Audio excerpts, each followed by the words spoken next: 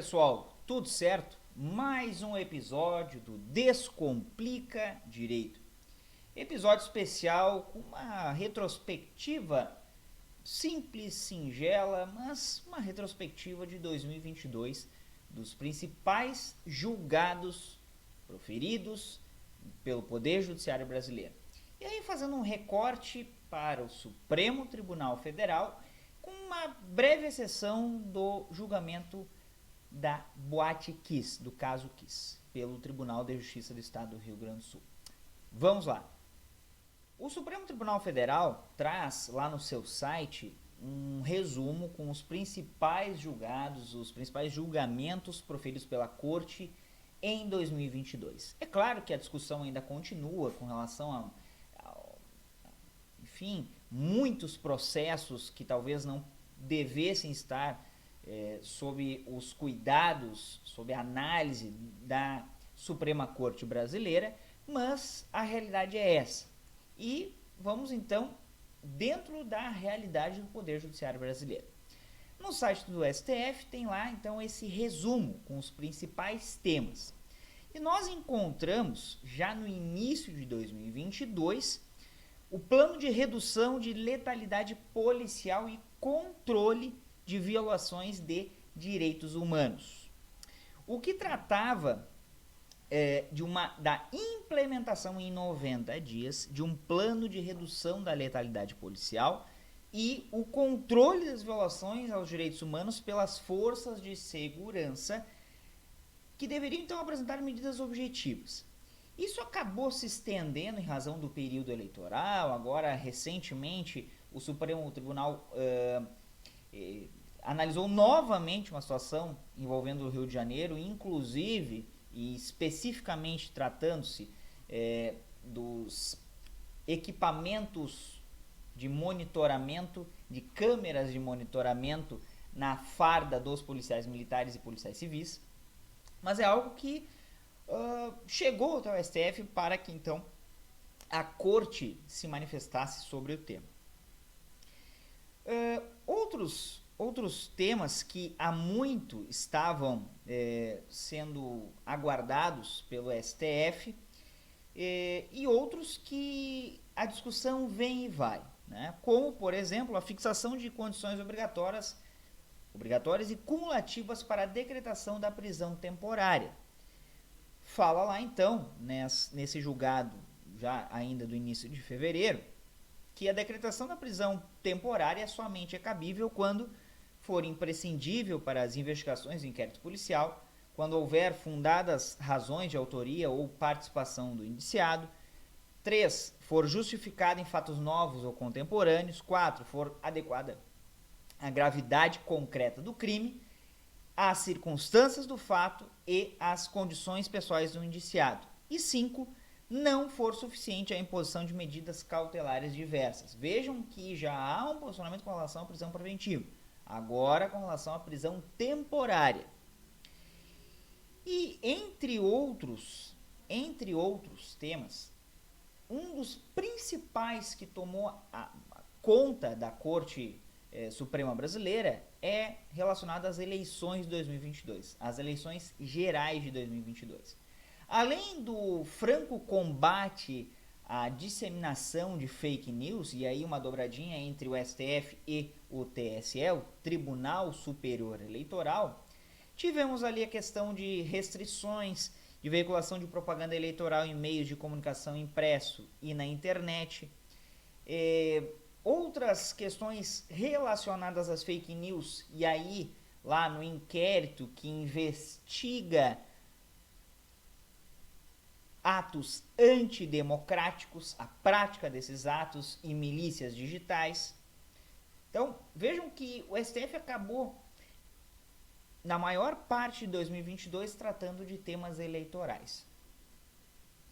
Outros importantes temas também foram tratados, como a constitucionalidade do poder de requisição da Defensoria Pública, entre outros temas que vamos continuar vendo a seguir. Outro tema importante que foi tratado é com relação à Lei Maria da Penha e o afastamento do agressor por delegados e policiais, ao que houve essa alteração na Lei Maria da Penha, considerando o tempo do direito algo que é recente, trazendo então a validade de atuação supletiva e excepcional de delegados de polícia e de policiais a fim de afastar o agressor do lar, domicílio ou local de convivência com a ofendida, quando constatado risco atual ou iminente à vida ou integridade da mulher em situação de violência doméstica e familiar, ou de seus dependentes, conforme preleciona lá o artigo 12C da Lei 11.340 de 2006. Com relação à liberdade de expressão e os limites, também tivemos um importante papel da Suprema Corte nesse ano. O julgamento da ação penal 1044, ou 1044, lá do Distrito Federal, traz então, no seu bojo, a liberdade de expressão existe para a manifestação de opiniões contrárias, jocosas, satíricas e até mesmo errôneas, mas não para opiniões criminosas, discurso de ódio ou atentados contra o Estado democrático de direito e a democracia. E aí vem aquela famosa citação: ser intolerante com os intolerantes, ou não tolerar a intolerância. Vejam que, mais uma vez, relacionado ao Estado Democrático de Direito. Outro interessante julgado é com relação às restrições legais ao consumo de bebidas alcoólicas e condução de veículos automotivos.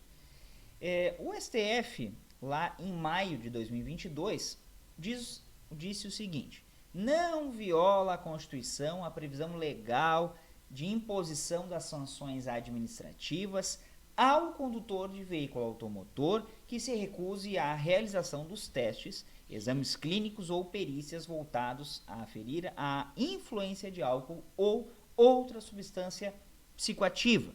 E aí, a referência lá dos artigos 165A e 277, parágrafos 2º e 3º, todos do Código de Trânsito Brasileiro.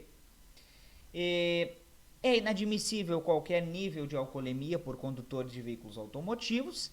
A eventual recusa de motoristas na realização de teste do bafômetro, entre aspas, ou dos demais procedimentos previstos no CTB para aferição da influência de álcool ou outras drogas, por não encontrar abrigo no princípio da autoincriminação, permite a aplicação de multa e a retenção ou apreensão da CNH, ou Carteira Nacional de Habilitação, validamente.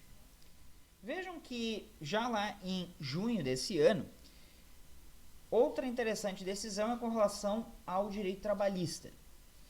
Acordos e convenções coletivos e a limitação ao afastamento de direitos trabalhistas e horas em itinere. São constitucionais os acordos e as convenções coletivos que, ao considerarem a adequação setorial negociada, pactuam limitações ou afastamentos de direitos trabalhistas, independentemente da explicitação especificada de vantagens compensatórias, desde que respeitados os direitos absolutamente indisponíveis. Tratando, então, o informativo 1057. Isso em junho. Outra interessante decisão é com relação à dispensa em massa e intervenção sindical, porque muitos dizem que com a reforma trabalhista de 2017, os sindicatos foram esvaziados. Tá?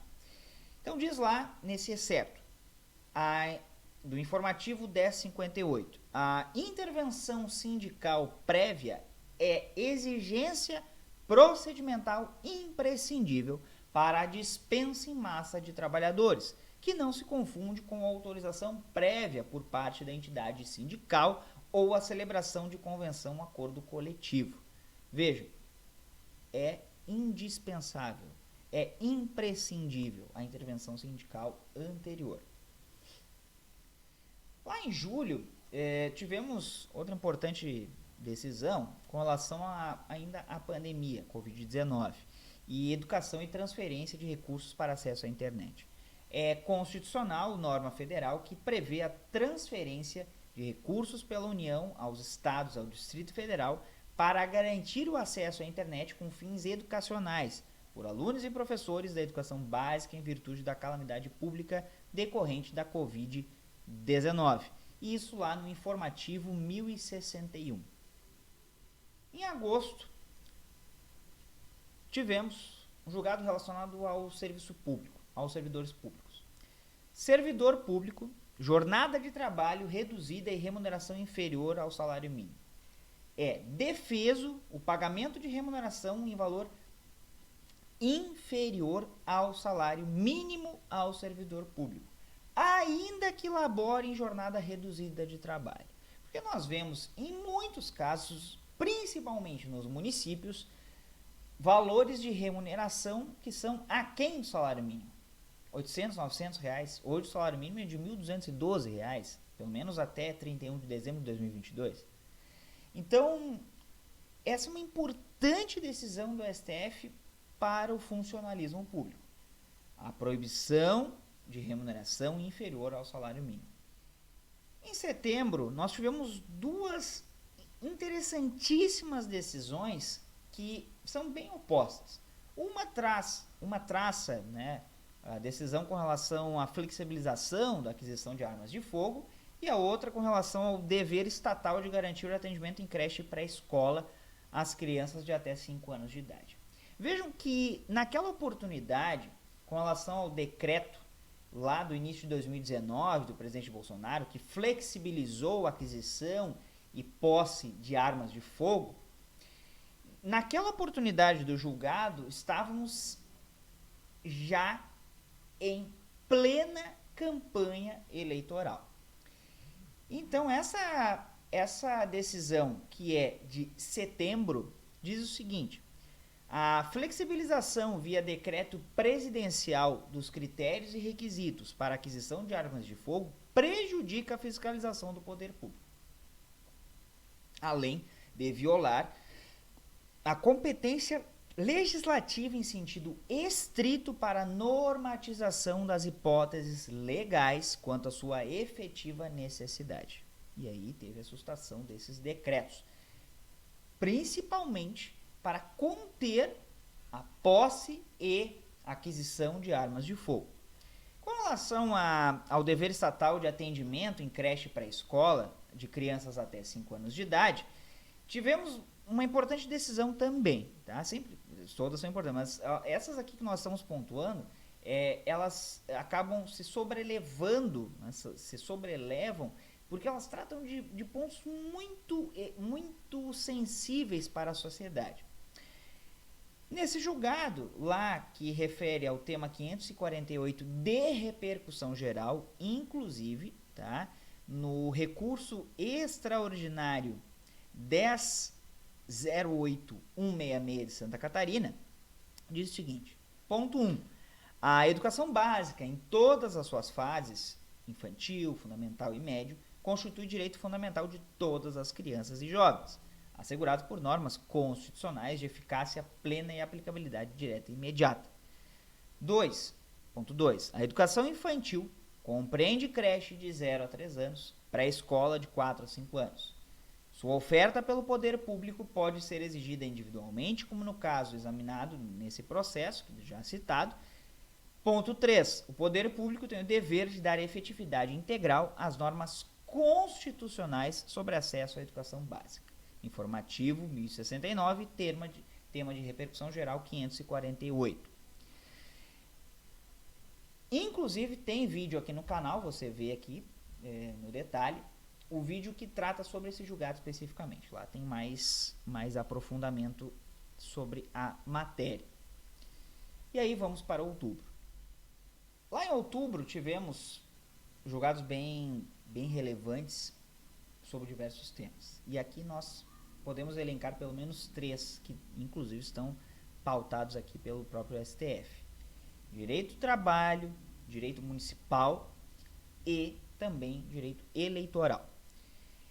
Nos casos de internações pós-parto, que durem mais de 2 semanas, o termo inicial da licença maternidade e do salário maternidade é a alta hospitalar da mãe ou do recém-nascido, o que ocorrer por último. prorrogando-se ambos os benefícios por igual período ao da internação, visto que não podem ser reduzidos de modo irrazoável e conflitante com o direito social de proteção à maternidade e à infância. Isso lá no informativo 1073, ação direta de inconstitucionalidade 6327 do Distrito Federal. No tocante ao direito municipal, substituição de sacos e sacolas plásticas por outros de material biodegradáveis, imposta por lei municipal. Vejam que o STF considerou constitucional, formal e materialmente, lei municipal que obriga a substituição de sacos e sacolas plásticas por sacos e sacolas biodegradáveis, compondo lá o informativo 1073, tema 970 de repercussão geral, no recurso extraordinário 732686 de São Paulo. Mas por que isso é importante? Porque é uma norma de interesse local e que trata também de direito ambiental dentro da esfera do direito municipal. Vejam que são as interligações e ramificações do direito para, ao fim e ao cabo, cumprir o princípio do interesse local, que está lá no artigo 30 da Constituição. Ainda em outubro, nós tivemos então a resolução do Tribunal Superior Eleitoral que visava o enfrentamento à desinformação no processo eleitoral. E também passou pelo crivo do STF, porque foi ajuizada uma ação direta de inconstitucionalidade com medida cautelar 7261 do Distrito Federal, que compõe o informativo 1074. A resolução 23714 de 2022 do TSE, que dispõe sobre o enfrentamento à desinformação atentatória à integridade do processo eleitoral, não exorbita o âmbito da sua competência normativa e tampouco impõe censura ou restrição a meio de comunicação ou linha editorial na mídia impressa e eletrônica. Isso porque tratava-se de um especial, de um documentário que seria lançado inclusive aqui no YouTube por um determinado canal, um determinado grupo, que tratava sobre o atentado, ou como é o suposto, enfim, o atentado sofrido pelo então candidato a pós-presidente Jair Bolsonaro lá em 2018. E isso foi, entre aspas, vetado, foi impedido a partir da análise do STF, ainda no âmbito da resolução do TSE. Então, trazendo legalidade, constitucionalidade a essa norma que foi editada pelo Tribunal Superior Eleitoral. Em novembro, tivemos a retomada das ações de reintegração de posse que estavam suspensas em razão da pandemia. O reconhecimento do transporte coletivo interestadual quanto à gratuidade e redução de tarifa para jovens de baixa renda. Então, é constitucional por não ofender o direito de propriedade e os princípios da ordem econômica e do equilíbrio econômico-financeiro dos contratos administrativos, lei federal que determina a reserva por veículo de 2 vagas gratuitas e, após estas esgotarem, de 2 vagas com tarifa reduzida e no mínimo 50% para serem utilizadas por jovens de baixa renda no sistema de transporte coletivo interestadual de passageiros. Informativo 1076, nos autos da ação direta de inconstitucionalidade 5657 do Distrito Federal. Esse aqui foi bem polêmico e continuará sendo. Prerrogativa do Ministério Público de posicionar-se ao lado do magistrado nos julgamentos. Essa é uma ação que há muito estava sob os cuidados do STF, e em novembro saiu então uma decisão nos autos da ação direta de inconstitucionalidade 4768, também lá do Distrito Federal. A prerrogativa atribuída aos membros do Ministério Público de situar-se no mesmo plano e imediatamente à direita dos magistrados nas audiências e sessões de julgamento, ou seja, Lei Complementar 75 de 93 e os artigos ali citados, inclusive a Lei Orgânica do Ministério Público, que é a 8625 do Ministério Público Federal de 93, não fere os princípios da isonomia, do devido processo legal e da ampla defesa, além do contraditório, nem compromete a necessária paridade de armas que deve existir entre a defesa e a acusação, estando lá no informativo 1077, nos autos da ação direta de inconstitucionalidade 4768, oriunda do Distrito Federal. Temos vídeo aqui no canal, inclusive tratando especificamente desse julgado. Para mais detalhes, acessem lá o vídeo. Mas vejam que essa discussão me parece que ela não vai encerrar por aqui. Teve agora um primeiro ponto, há muito deveria ter sido posicionado do STF, mas foi um primeiro ponto, foi um primeiro passo. Porque a grande discussão é com relação ao tribunal do júri. E essa situação do Ministério Público sentar-se ao lado do magistrado pode gerar não só um conflito, mas uma sensação de autoridade, de que aquele argumento deve ser acatado pelos jurados. Seguindo, chegamos então a dezembro. E outro julgado que há muito esperava por uma decisão é com relação à revisão da vida toda. Tem aqui vídeo no canal também falando sobre isso. E a possibilidade do segurado do Instituto Nacional de Seguridade Social, ou INSS, optar pela regra mais favorável para o cálculo de seu benefício previdenciário. Então, isso lá consta no tema 1102 de repercussão geral, informativo 1078, nos autos do recurso extraordinário 1276977 do Distrito Federal. Na sequência, ainda em dezembro, tivemos então a questão da reeleição ou recondução de membros da mesa diretora de assembleias legislativas. O ponto 1, a eleição dos membros das mesas das assembleias legislativas estaduais deve observar o limite de uma única reeleição ou recondução, limite cuja observância independe de mandatos consecutivos referentes à mesma legislatura. Ponto 2, a vedação à reeleição ou recondução aplica-se somente para o mesmo cargo da mesa diretora, não impedindo que membro da mesa anterior se mantenha no órgão de direção, desde que em cargo distinto. E é claro, isso acaba por acarretar a, abre aspas, panelinha, fecha aspas, no mesmo grupo. Ponto 3. O limite de uma única reeleição ou recondução acima veiculado deve orientar a formação da mesa da Assembleia Legislativa no período posterior à data de publicação da ata de julgamento, da ADI 6524, de modo que não serão consideradas para fins de inelegibilidade as composições eleitas antes de 7/1/2021, salvo se configurada a antecipação fraudulenta das eleições com o burla ao entendimento do STF. E aí tem alguns julgados que estão apensados porque tratavam do mesmo tema.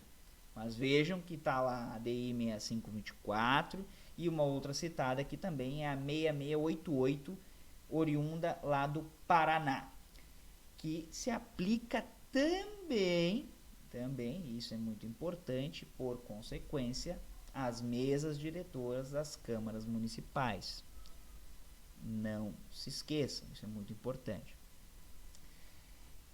Esses foram os julgados do STF. Concordam, discordam? Bom, para maiores detalhes, acessem lá a página do STF, cujo endereço segue aí na descrição do vídeo. Agora vamos para aquela exceção, que é o julgamento do caso da Boate Kiss pelo TJRS. Vamos lá. Pessoal, temos um vídeo, inclusive, aqui no canal, falando sobre a anulação do júri da Boate Kiss. Então, se quiserem maiores informações, podem acessar o vídeo. Mas vejam que é um paradigma muito importante o reconhecimento dessas nulidades e a anulação do júri em si. Porque é um júri que acabou movendo com a imprensa, a mídia de todo o país, teve muita atenção durante aqueles 10 dias lá no final do ano de 2021. Novamente, agora em agosto, de 2022, quando foram julgados os habeas corpus e também as apelações criminais pelo TJRS, requerendo o reconhecimento das nulidades e anulação, consequentemente, do júri, é um paradigma e de extrema relevância para o processo penal brasileiro. Porque o reconhecimento dessas nulidades pelo TJRS mostrou que não pode ser feita justiça a qualquer preço. Que o respeito às regras do jogo, ao devido processo penal constitucional, deve prevalecer. Porque o processo serve, inclusive, e principalmente para frear os abusos autoritários, o autoritarismo, a força do Estado. Isso é de extrema relevância. Então, pontuados esses casos, e que a maioria deles foram tratados aqui no canal Descomplica Direito, detalhem novamente, revejam os vídeos, enfim. Mas foram julgados que acabaram movendo de alguma forma o país de um modo geral. Não esquecendo que por algum tempo a corte, por exemplo, o STF, esteve debruçada sobre questões eleitorais que acabavam saindo da esfera do TSE e chegando ao STF. Então, foram julgados de extrema relevância para o direito brasileiro nas mais diversas áreas e que devemos estar atentos. O que esperar para 2023? Deixem seus comentários aqui, comentem, enfim, me digam o que vocês acham que pode acontecer, quais outros julgados que devemos aguardar, enfim. Essa foi a nossa retrospectiva do Direito Poder Judiciário desse ano, 2022. Eu agradeço pela companhia de vocês no ano de 2022, agradeço por confiarem no projeto, por se inscreverem no canal, por comentarem, por deixarem o like, por acompanharem no podcast lá no Spotify. Eu agradeço por tudo isso. O que fazemos por e para vocês, para universalizar o acesso ao direito, o acesso ao conhecimento jurídico de maneira fácil e descomplicada. Certo, pessoal? Agradeço a todos vocês, um excelente 2023 e até lá!